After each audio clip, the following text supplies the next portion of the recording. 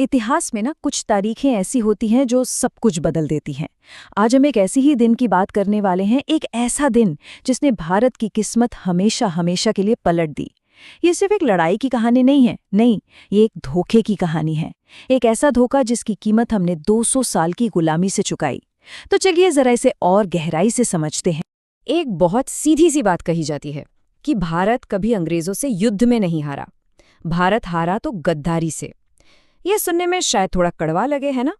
पर यकीन मानिए, प्लासी की पूरी लड़ाई का सार बस इसी एक लाइन में छिपा है। तो सोचने वाली बात ये नहीं है कि अंग्रेज इतने ताकतवर कैसे बन गए या वो जीते कैसे। असली सवाल तो ये है कि हमारे अपने ही बीच एक मीर जाफर कैसे पैदा हो गया। ये एक ऐसा सवाल है जो इतिहास के पन्नों से निकलकर आज भी हमारे सामने मुंह बाए खड़ा है। तो चलिए कहानी की शुरुआत करते हैं। देखते हैं कि कैसे सिर्फ एक गद्दारी 200 साल की गुलामी की वजह बन गई। बात है साल 1757 की। जगह थी बंगाल में प्लासी। कहने को तो ये कोई बहुत बड़ी तोपों और तलवारों वाली जंग नहीं थी, लेकिन इसका जो नतीजा निकला ना, वो बहुत बड़ा था। इतना बड़ा कि उसने पूरे भारत की तकदीर ही बदल कर रख दी। अब इस पूरी कहानी को समझने के लिए ना हमें सिर्फ 3 किरदारों पर फोकस करना होगा। एक राजा, एक कंपनी और एक गद्दार। तो चलिए एक एक करके इन तीनों किरदारों से मिलते हैं और देखते हैं कि इस कहानी में इनका रोल क्या था। सबसे पहले बात करते हैं राजा की, नवाब सिराज-उद-दौला। उम्र में जवान थे, जोश से भरे हुए थे और सबसे बड़ी बात, एक सच्चे देशभक्त थे। वो उन कुछ लोगों में से थे जिन्होंने ईस्ट इंडिया कंपनी से सीधी टक्कर ली और साफ साफ कह दिया कि भाई हमारे देश में तुम्हारा कानून नहीं चलेगा। दूसरी तरफ थी ईस्ट इंडिया कंपनी। अब ये लोग आए तो थे व्यापारी बनकर, ट्रेड करने, लेकिन इनके इरादे वो कुछ और ही थे। इन्हें सिर्फ व्यापार नहीं बल्कि सत्ता चाहिए थी, टैक्स वसूलने का हक चाहिए था और आखिरकार पूरे बंगाल पर कब्जा चाहिए था।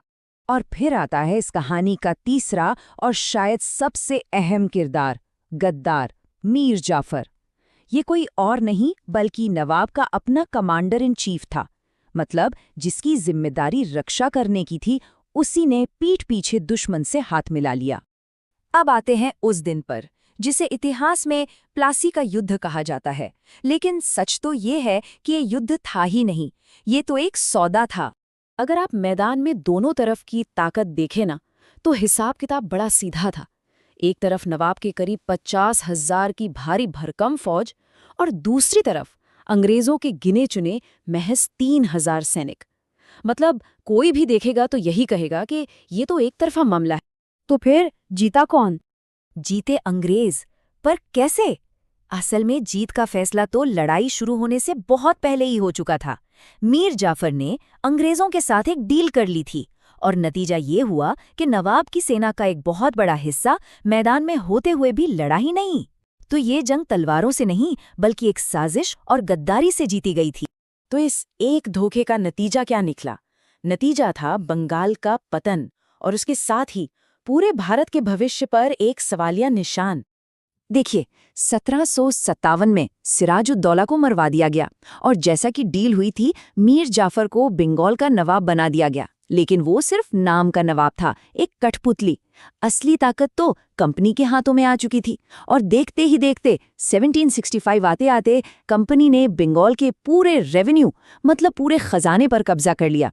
बस यही वो पल था जिसने भारत में आने वाले लगभग 200 सालों के ब्रिटिश राज की नींव रखी थी।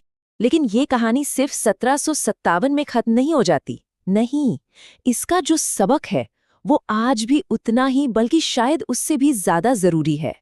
प्लासी का सबसे बड़ा सबक क्या है? वो ये कि अगर देश के अंदर ही गद्दार मौजूद हों तो बाहर का दुश्मन तो बस दूसरे नंबर पर आता है। असली खतरा जो असल हार की वजह बनता है वो हमेशा अंदर से ही पैदा होता है। और यही बात ये सोच समझाने की कोशिश कर रहा है कि ये सबक आज भी सच है।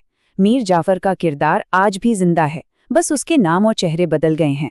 ये हमें सोचने पर मजबूर करता है ना, कि आज के ज़माने में देश के साथ गद्दारी का मतलब क्या है।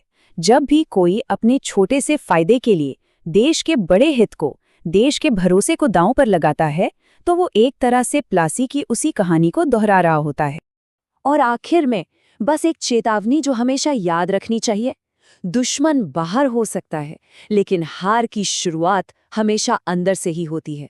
और यही प्लासी का सबसे कड़वा लेकिन सबसे जरूरी सच है।